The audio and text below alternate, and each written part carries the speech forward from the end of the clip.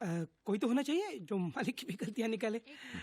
सुनिए, मैं साइड से जोगलेकर का फोन है, कह रहा है वॉचमैन नहीं आया। हाँ मालूम है मुझे, उसे कह दो मालूम है मुझे। अच्छा इसलिए तो मैं बाबा को कन्विंस। हेलो, वो आपको फोन करेंगे। सिविल इंजीनियर बनाया हरामखोर, आज अपनी खुद की बिल्डिंग बांध रहा है, लेकिन बाप के लिए दिल में 1 स्क्वायर फीट जगह नहीं है। बेटे की पढ़ाई में कोई कमी न रह जाए, इसीलिए उसकी माँ का इलाज एक प्राइवेट अस्पताल में नहीं करवाया मैंने। अब बेटा कमाने लगा तो बाप बोझ बन गया उसके लिए। देखिए Joshi ji, I can understand your feelings, but I am sorry, हम इस बेसिस पे कोई केस ही नहीं कर सकते, क्योंकि ऐसा कोई लॉ ही नहीं है जिसे। क्यों नहीं ऐसा कोई लॉ? अरे जब मरने के बाद बाप की जायदाद पर बेटे का हक होता है, तो जीते जी बेटे की कमाई पर बाप का हक क्यों नहीं हो सकता? 35 साल अकाउंटेंट रहा हूं शिवड़े साहब, 35 साल। चाहे कुछ भी हो जाए, मेरे इस दुनिया से डेबिट होने से पहले मैं अपना पूरा क्रेडिट पुरुषोत्तम जोशी से वसूल करके ही रहूंगा, और वो भी सूद समेत। केस नहीं बन सकता। वो अकाउंटेंट प्रधान आज भी अकेले ही बड़बड़ा रहा है। कैसा है तू? अरे मेरी तो लाइफ मेंबरशिप है यहाँ, वही चाल का प्रॉब्लम। कभी फुर्सत में बैठेंगे तो डेवलपमेंट बताता हूँ, और साथ में 2-3 पैक टकाटक चाय भी मारते। क्यों चाय सोमरस बंद कर दिया क्या? कुछ दिन के लिए। वैसे तो यहाँ मतलब पुरुषोत्तम का अकाउंट क्लियर हो गया लगता है। हाँ, लेकिन वकील कहता है कि केस नहीं बनेगा। अरे ये लॉयर्स एक नंबर के लायस होते हैं, तू फिक्र मत कर यार, कुछ ना कुछ हम करेंगे। अब डूड की प्रॉब्लम तो सिर्फ अपने बेटे से थी, लेकिन लंबोदर की जिंदगी से थी। ऐसा लगता जैसे 2-2 बच्चों को छोड़ने आती है। क्या बोला आपने? अरे रुको, तमाशा मत करो, सब लोग देख रहे हैं हमारी तरफ। मम्मी, मैंने कहा था ना, पापा को मत लेकर आओ। दो इधर। आयुष, रुको, दूसरों पर गुस्सा करने से पहले जरा खुद की तरफ देखो। किसे ऐसी नहीं आएगी? आजकल तो आयुष को भी शर्म आती है आपकी। क्या? देखो आके किसी और को दिखाना। शुक्र मानो कि आज तक मैंने आयुष को नहीं बताया तुम काम क्या करते हो। जिस दिन जान जाएगा ना, जो बच्ची कुछ इज्जत है आपके लिए वो भी चली जाएगी। तो ये है लंबोदर झा का छोटा परिवार, दुखी परिवार। भगवान ने हाइट देने में कंजूसी क्या की, और लंबोदर का आसमान छूने का सपना सपना ही रह गया। कोई कुछ भी कहे बॉस, लेकिन साइज मैटर्स।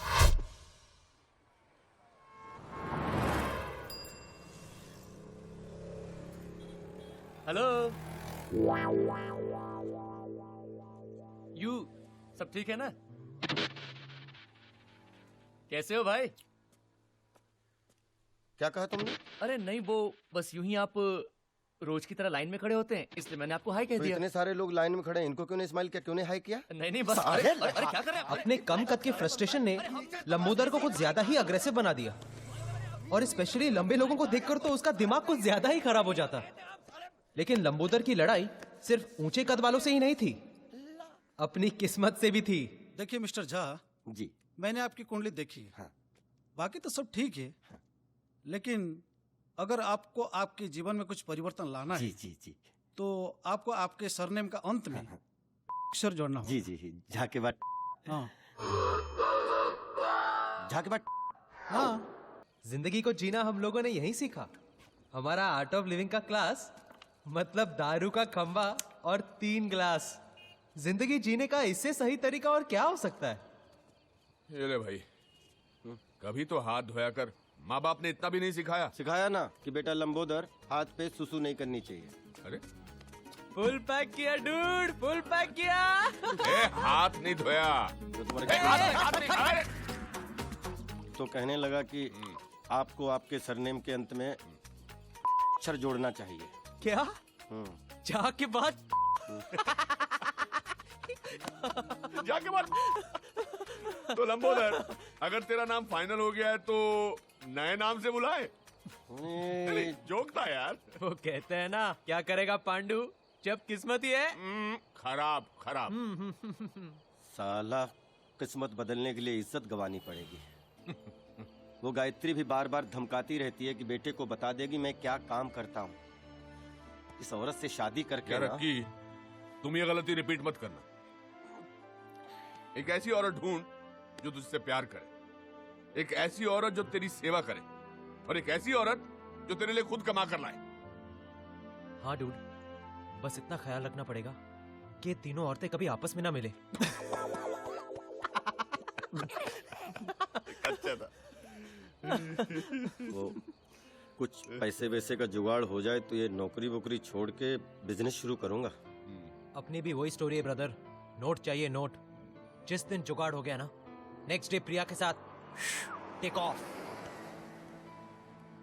डूड, बहुत लाउड हो रहा है। हाँ? ये लाउड है? ये लाउड नहीं है।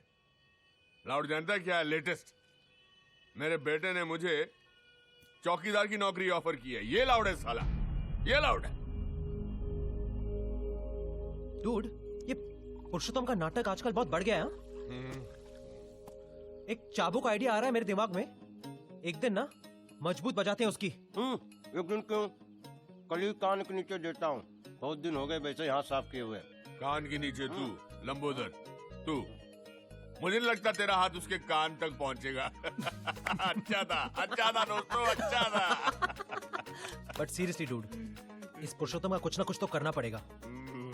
ए, चाह के बाद वो बॉटल देना उधर से। ये भी अच्छा था, अच्छा था।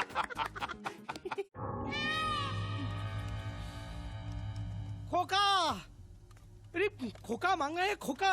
आप समझते हैं खोका? 1 करोड़। बेटा गलती से रॉन्ग नंबर लग गया होगा, और मुझे लगता है खोका नहीं, कोका कोला मांगा होगा। अरे बाबा, दुबई से फोन आया था, दुबई से। हम कब आते हैं कब जाते हैं पूरी इंफॉर्मेशन है उनके पास। यहाँ मेरी पूरी एक तो किसी की नजर में ना, इसलिए इतना पैसा कमाने के बाद भी इस मिडिल क्लास सोसाइटी में रहते हैं। फिर भी पता नहीं कैसे फोन आ गया। आज की तारीख में बिल्डर होना ही गुनाह है। दवाई। हाँ। मैं तो कहती हूँ आपको पुलिस में जाना चाहिए। वाह, वो कंजूस रसिक लाल ने भी यही गलती की थी। आज स्वर्गलोक कंस्ट्रक्शन का मालिक खुद स्वर्ग में सेटल है। मैं कुछ साल धरती पे ही रहना चाहता हूँ। कुछ न कुछ करके ये 1 करोड़ मैनेज करना ही पड़ेगा। कह रहा था वापिस फोन करेगा।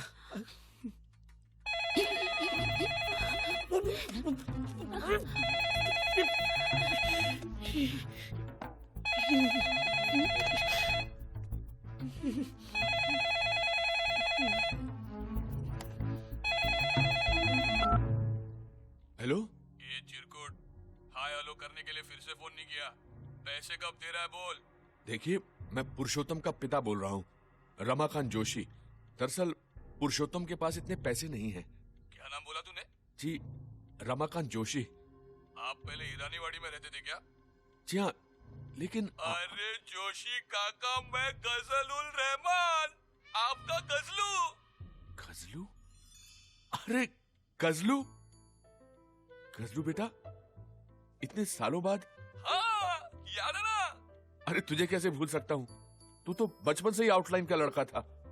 लेकिन इतना बड़ा गुंडा बनेगा ये कभी नहीं सोचा था, वो भी एनआरआई। क्या काका आप भी। अच्छा ये सब छोड़, ये बता कि तेरा गजलों का शौक अभी भी है कि नहीं? अरे वो कैसे छूट सकता है काका, अभी 2 दिन पहले ही मेरे घर पे जगजीत सिंह का प्रोग्राम रखा था ना। क्या बात कर रहा है? और क्या, पहले 3 गानों के लिए सर पर घोड़ा लगाना पड़ा, फिर बाद में वो मूड में ही छा गया। तू बिल्कुल नहीं बदला।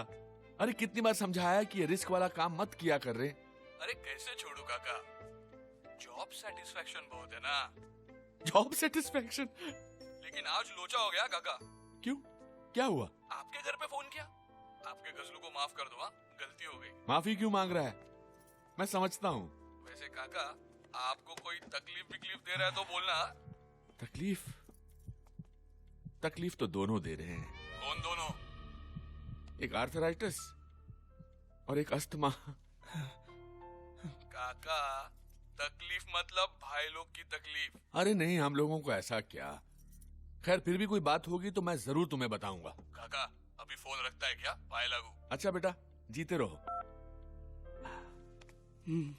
पापा, आप नहीं होते तो मेरा तो 1 करोड़ गया होता ना। अरे ऐसे कैसे जाने दूंगा? रखवाली करना मेरा काम है। आखिर वॉचमैन जो हूं।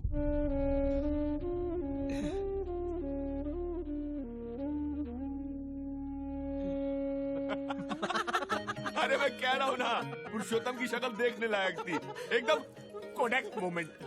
बोला बाबा आज के बाद मांग कर सिगरेट नहीं पिएंगे। ऑसम डूड, एकदम हाई फाई। तूने भी क्या आवाज निकाल कर बात किया? फुल विकेट गई होगी ना पुरुषोत्तम की। अरे बिल्कुल, मैंने तो इतना डरा वो उसे सुहागरात वाले दिन भी नहीं देखा था।